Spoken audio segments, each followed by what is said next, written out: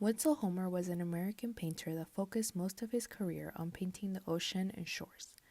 Despite being accepted into the National Academy of Design in New York, he was never interested by the cityscape. He stuck to nature scenes that only got more complex as his career furthered. Quote, his subjects, often deceptively simple on the surface, dealt in the most serious moments with the theme of human struggle within an indifferent universe. End quote. He lived in England for a couple years and meanwhile became very interested in the fishermen and their lives battling the open sea. He began a deepening interest in the sea. When he came back to America, he moved to Prowse Neck, Maine. There he began to make paintings that dealt more with the human fate and their confrontation with nature, much like the following piece. The Gulf Stream, 1899, is a greatly stimulating painting. Made after the death of his father, it was done in the last decade of Homer's life. Quote, it is suggested that the painting was an understanding or synopsis of his lifetime of experiences deepened by adversity and the recognition of his own mortality. End quote. The boat is a small sailboat with the sailpost cut off, probably from an incident previous to this scene. It is surrounded by hungry sharks and in the middle of an impending storm of the open sea. It is the aftermath of a tragic incident. Despite this, the man on the boat seems relaxed, laying back on the deck looking off into the distance. He is not actively looking to be saved. He pays no mind to the swarm of sharks beside him or the violent waves of the open sea. It doesn't look like there is anything in the direction that he is looking. Past the turbulent sea and the stormy clouds, there is a ship in the far distance. On the far side of the sea, the sun shines as if there is a barrier of clouds separating the bright possibility from the darkness, reality. This painting is about embracing and being calm during chaos. Quote, in its composition and technique shows that we can feel truly reposeful and energetic at once. Homer shows us that it is possible to have complete opposites come together in a way that makes sense. Much like the world we live in, there is balance in any good or bad that happens to us during our lives. Homer used a pretty dark palette for this piece. To highlight the dark emotions attached to this painting, he made the ocean a dark place.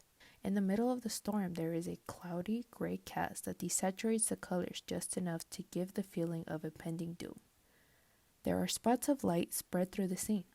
On the boat, there seems to be a spotlight from overhead, making it the subject of the work. There is also the previously mentioned light side, certainly the brightest part of the painting, but with a slight gray sheen over it.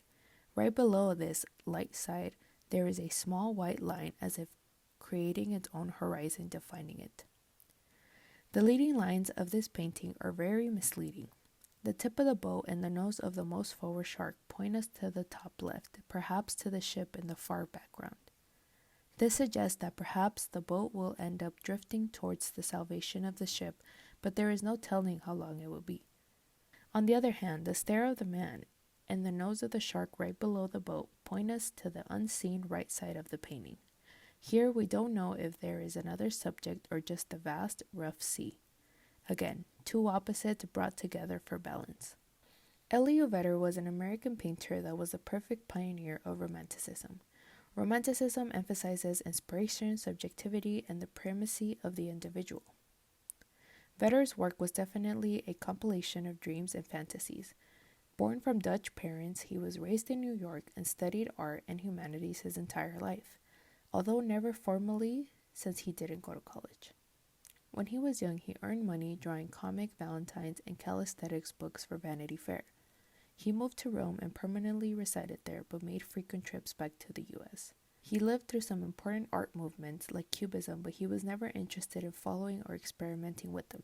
Quote, although he was quite aware of the various art currents of his time, he was far too concerned with his own perceptions, dreams, and inventions to stay long with any particular vogue. Memory, 1870, is a very eerie painting.